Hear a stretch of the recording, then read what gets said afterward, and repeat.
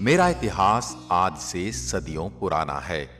जब 17वीं शताब्दी में मुगल अपनी ताकत खोने लगे, तब राजपुताने की आमेर रियासत एक बड़ी शक्ति के रूप में उभर रही थी, जिसका फैलाव मीलों दूर तक था। और आमेर रियासत की राज व्यवस्था का संचालन सुचारू रूप से चलाने के लिए आमेर रियासत की मुझे नई राजधानी बनाने की कल्पना महाराज सवाई जयसिंह द्वितीय ने की थी। मेरी स्थापना विद्याधर भट्टाचार्य नामक एक बंगाली ब्राह्मण ने की थी, जिन्होंने मुझे 9 चौकियों में बसाया था। इसमें मेरे 2 खंड राजमहल तथा वैद्यशाला के लिए रखे गए थे। सूरज पोल से चांद पोल तक की सड़क 2 मील लंबी और इसकी चौड़ाई 120 फीट रखी गई थी। महाराज सवाई जयसिंह द्वितीय, जो कि कछवाह वंश के शासक थे और एक पराक्रमी राजा के साथ साथ एक विद्वान और एक ज्योतिषज्ञ भी थे, इन्होंने ही राजस्थान में सर्वप्रथम सती प्रथा को रोकने का प्रयास किया और विधवा विवाह को बढ़ावा दिया। मित्रों, ये वही कछवाहा वंश जो भगवान राम के ज्येष्ठ पुत्र कुश की संतान होने के कारण ही कुशवाह कहलाए, या आगे चलकर कछवाहा बन गए। मुझ में 3 सुंदर चौपड़ों का निर्माण किया गया। महाराज सवाई जयसिंह द्वितीय को मेरी बड़ी चिंता थी, जिसके लिए इन्होंने मेरी चारों तरफ मजबूत परकोटे का निर्माण किया, जिसकी दीवार 24 फुट ऊंची तथा 9 फीट चौड़ी है। मेरे परकोटे पर 7 द्वारों का निर्माण किया गया। नियोजित तरीके से बसाए मुझ में महाराज के महल, ओहदेदारों की हवेली और बाग बगीचे ही नहीं, बल्कि आम नागरिकों के आवास और राजमार्ग भी बनाए गए थे। इसके अलावा मुझ में गलियों का और सड़कों का निर्माण वास्तु के अनुसार और ज्यामितीय तरीके से किया गया था। मेरे प्रेमी कहते हैं कि मेरे सौंदर्य को देखने के लिए एक खास नजर चाहिए। बाजारों से गुजरते हुए मेरी इस बनावट की कल्पना को आत्मसात कर इसे निहारें तो पल भर में इसका सौंदर्य आंखों में प्रकट होने लगता है। लंबी चौड़ी और ऊंची प्राचीर, तीनों ओर फैली पर्वतमालाएं, सीधे सपाट राजमार्ग, गलियां, चौराहे, चौपड़, भव्य राजप्रसाद, मंदिर और हवेली, बाग बगीचे, जलाशय और गुलाबी आभा से सजा हुआ हूं मैं, मानो मैं इंद्रपुरी का आभास देने लगता हूं।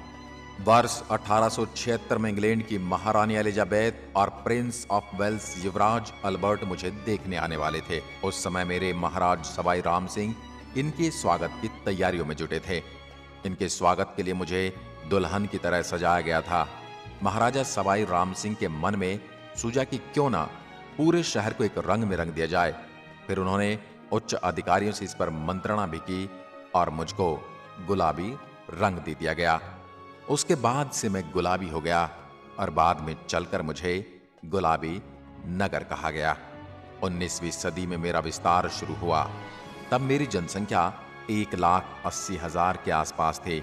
2001 के आंकड़ों के अनुसार 23,37,319 और 2012 के बाद 30 लाख से ज्यादा हो चुकी है। मेरे मुख्य उद्योगों में धातु, संगमरमर, वस्त्र छपाई, हस्तकला, रत्नमय आभूषण का आयात निर्यात तथा पर्यटन उद्योग शामिल हैं। इसलिए मुझे भारत का पेरिस भी कहा जाता है। मैं 11,117 वर्ग किलोमीटर तक फैला हुआ हूं। मुझ में बसने वाले लोगों में से 75% लोग साक्षर हैं तथा ये अपनी आजीविका चलाने के लिए नौकरी पेशे एवं उद्योग धंधों में काम करते हैं। मेरे यहाँ का ब्लू पॉटरी व्यवसाय विश्व स्तर पर प्रसिद्ध है। आंखों को लुभाने वाले इस पॉटरी को बनाने के लिए बेसाल्ट एवं कोबाल्ट से बनी हुई डाई का इस्तेमाल किया जाता है, जिसमें क्वार्ट्ज के स्टोन पाउडर को मुल्तानी मिट्टी और दूसरी चीजों के साथ मिलाकर इसे मार्केट में चल रही मांग के अनुसार बनाया जाता है। इस डिजाइन को बनाने के लिए मुख्य तौर पर रंगों का इस्तेमाल करके मटकों, छोटे जारों, मिट्टी की बनी हुई प्लेटों इत्यादि पर नक्काशियां की जाती हैं। मेरे अंदर मुख्य रूप से गेहूं, मक्का, ज्वार, बाजरा, सरसों एवं चना की खेती की जाती है। अगर आप मेरी सैर करना चाहते हैं तो दिल्ली से मेरी दूरी सड़क मार्ग से 280 किलोमीटर है।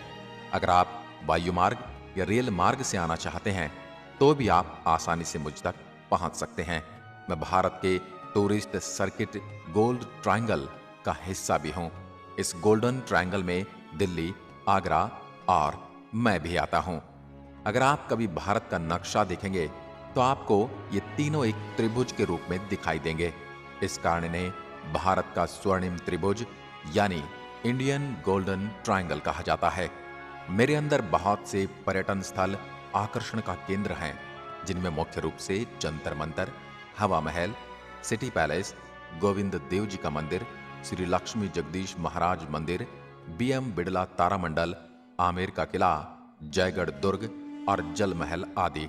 जयपुर के रौनक भरे बाजारों में दुकानें रंग बिरंगे सामानों से भरी हैं, जिनमें हथकरघा उत्पाद, बहुमूल्य पत्थर, हस्तकला से युक्त वनस्पति रंगों से बने वस्त्र, मीनाकारी आभूषण, पीतल का सजावटी सामान, राजस्थानी चित्रकला के नमूने, नागरा मोजरी जूतियां, ब्लू पॉटरी, हाथी दांत के हस्तशिल्प और सफेद संगमरमर की मूर्तियां आदि शामिल हैं।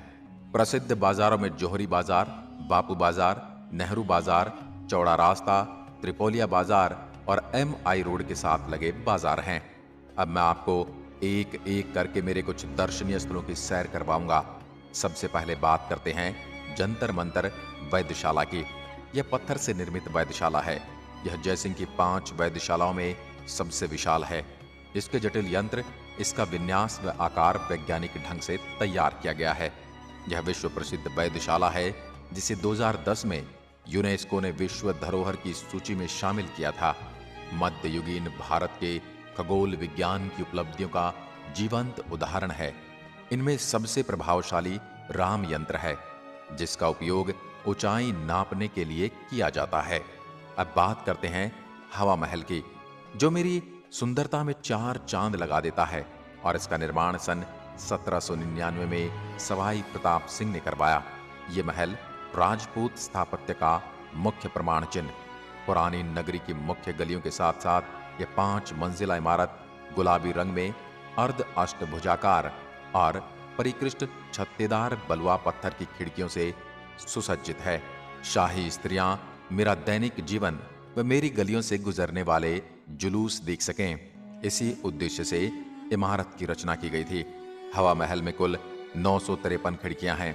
इन खिड़कियों से जब हवा एक खिड़की से दूसरी खिड़की में होकर गुजरती है तो ऐसा प्रतीत होता है जैसे पंखा चल रहा है। आपको हवा महल में खड़े होकर शुद्ध और ताजी हवा का पूर्ण एहसास होगा। आपको भी अगर इस एहसास को लेना है तो कभी मेरे अंदर हवा महल में हो आना। अब मैं आपको मुझ में बसे गोविंद देव जी के मंदिर के बारे में बताता हूँ। भगवान श्री कृष्ण को समर्पित यह मंदिर अपने बगीचे के बीच में स्थित है। मंदिर में स्थापित मूर्ति महाराज सवाई जयसिंह द्वितीय वृंदावन से लाए थे। अब मैं अपने आमेर महल के बारे में बताता हूँ।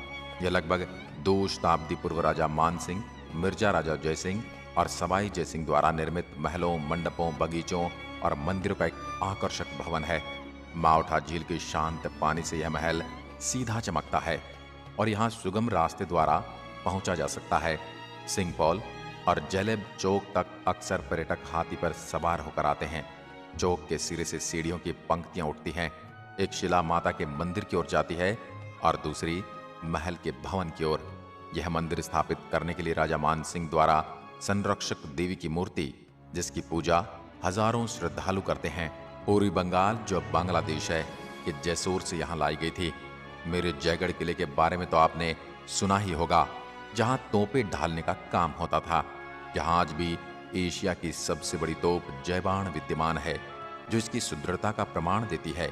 मुझसे कुछ ही दूरी पर रामगढ़ झील मौजूद है, जिसमें पानी की आवाज बारिश से होती है। मुझसे 80 किलोमीटर दूर भारत की दूसरी सबसे बड़ी खारे पानी की प्राकृतिक झील सांभर झील है और ये नमक का उत्पादन करने में अग्रणीय है। अब मैं आपको मुझ पर बीती कुछ दुखद घटनाओं का जिक्र करता हूँ। 13 मई 2008 मुझ में श्रृंखलाबद्ध 7 बम विस्फोट किए गए। विस्फोट 12 मिनट की अवधि के भीतर घनी आबादी वाले स्थलों पर किए गए। 8वां बम निष्क्रिय पाया गया। प्रारंभिक सूचनाओं में मृतकों की संख्या 600 बताई गई।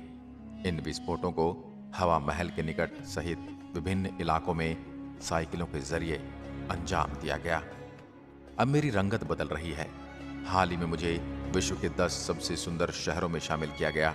महानगर बनने की ओर अग्रसर हुए मुझ में आजादी के बाद कई महत्वाकांक्षी निर्माण हुए। एशिया की सबसे बड़ी आवासीय बस्ती मानसरोवर, राज्य का सबसे बड़ा सवाई मानसिंह चिकित्सालय, विधानसभा भवन, अमर जवान, MI रोड, सेंट्रल पार्क और विश्व के प्रसिद्ध बैंक आदि मुझ में बनाए गए। पिछले कुछ सालों से मुझ में मेट्रो संस्कृति के दर्शन होने लगे हैं, जिसमें चमचमाती सड़कें, बहुमंजिला शॉपिंग मॉल, आधुनिकता को छूती आवासीय कॉलोनियां आदि महानगरों की होड़ दिखाई दे रही है। पुराने जयपुर और नए जयपुर में नई और पुरानी संस्कृति के दर्शन जैसे इस शहर के विकास और इतिहास दोनों को स्पष्ट करते हैं। मैं कितना भी बदल जाऊं, मेरे व्यंजनों का जायका वही है और ये आपको आज भी मेरे इतिहास के स्वाद से रूबरू करवाने वाले हैं। इनमें प्रसिद्ध दाल बाटी चूरमा, केर सांगरिया की सब्जी, मालपुआ इत्यादि शामिल है। मुझे और अच्छे से समझने के लिए आपको एक बार तो मुझसे मिलने आना ही होगा। एक वीडियो में मेरी कथा सुनना मेरे बारे में जानने के लिए काफी नहीं है। अब आप यहां कर मुझसे मिलोगे तो आपको बहुत सारी ऐसी बातें और चीजें देखने को मिलेंगी जिनके बारे में ना आपने सुना होगा और ना देखा होगा। क्या आप मुझसे मिलने आने वाले हैं? यदि हां, तो अपना जवाब कमेंट में लिखकर जरूर बताएं। मैं जयपुर आपके आने की राह देखूंगा। आज की वीडियो में बस इतना ही। धन्यवाद। जय हिंद, जय भारत।